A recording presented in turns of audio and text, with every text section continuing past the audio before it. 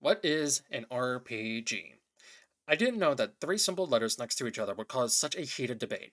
Ladies and gentlemen, my name is Yukishi, and I am here today to hopefully explain to you what is an RPG, and by extension, a JRPG.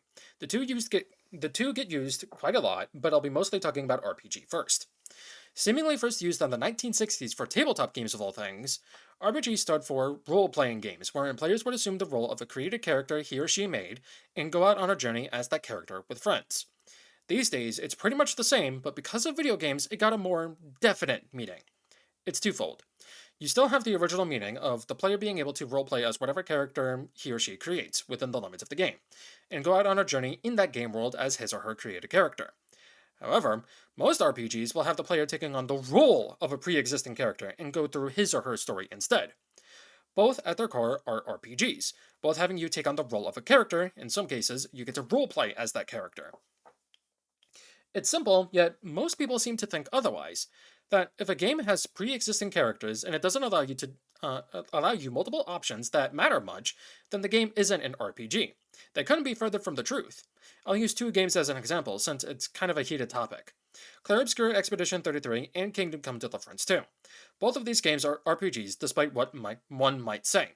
They both have you taking on the role of a pre-existing character, and you're going through their story. You, as the player, help guide the characters through the world. In KCD2, you take on the role of Henry, the son of a blacksmith who, after his village gets attacked, goes on a journey of revenge.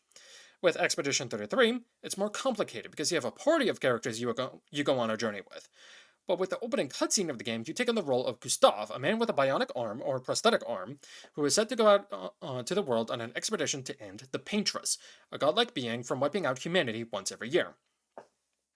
Yes, one is an action open world game, and the other is a party turn based open zone game, but at their core, they are still RPGs. A game doesn't need to have the player fully customize his or her character to the tiniest of details for it to be a role playing game. Dialogue choices do help a lot, however, because depending on the choices given, the player can really lean into the role playing aspect. The Elder Scrolls V Skyrim is an example of a role playing game, similar to KCD2, where your background is already made for you. But unlike in KCD2, you get to create your character. But you're not given that many roleplay opportunities because of the illusion of choice for options. Now, Cyberpunk 2077, on the other hand, is how you do RPGs right. See, in Cyberpunk, for those unfamiliar, whenever you make a new V, that's the name of the character, you can choose one of three backgrounds for V: Street Kid, Nomad, or Corporate. Each one mostly providing a, background of the character, but also unique dialogue options during the game depending on which background you get, as well as some bonus scenes, if you catch my meaning. Whereas in, say, Fallout 4, your background is already determined for you, but that doesn't fully play a huge role in the story or a game. I'm talking about the work, not the events of the story. Nate is like a war veteran, and Nora is an attorney, I think.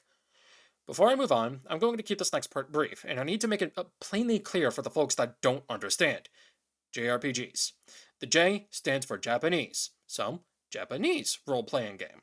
It simply just means that the game in question was made in Japan by a Japanese team slash studio or Japanese people. It does not mean an RPG with JRPG elements slash inspiration. Not all JRPGs are turn based.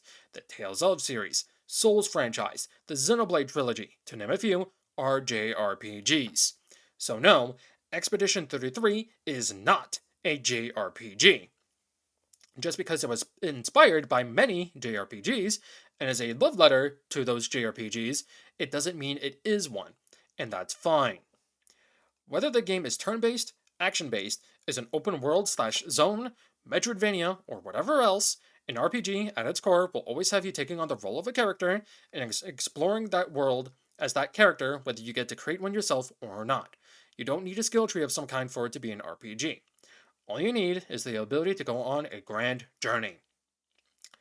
I made this video purely because I've been seeing way too many people fail to understand what an RPG, let alone JRPG, is, so hopefully this video has found someone like that. And hey, if you are one of those people, get schooled, idiot!